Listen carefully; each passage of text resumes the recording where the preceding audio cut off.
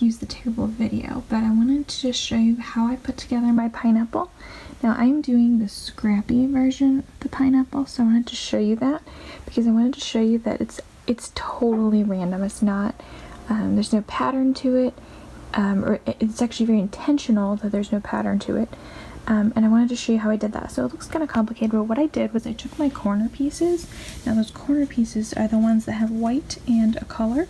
So white and a color are my corner pieces. I took my corner pieces and laid those out first, and that allowed me to, and then these points as well, I laid those out first, and that helped me get the general shape.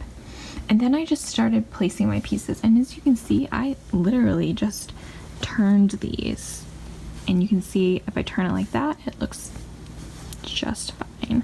I'm gonna turn it back because I like it that way, but you can do whatever you want. It's really, really open. What I basically tried to do was make sure that no one color was grouped too much in the same place.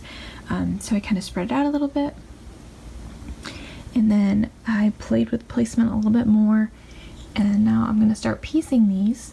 And when I do that, I'm going to be chain piecing, which I'm going to be putting them all together really quickly. And there's another video about chain piecing if you have questions about that.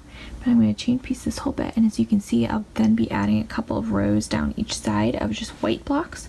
And I'm choosing to go ahead and put the pineapple together first because it's just less overwhelming.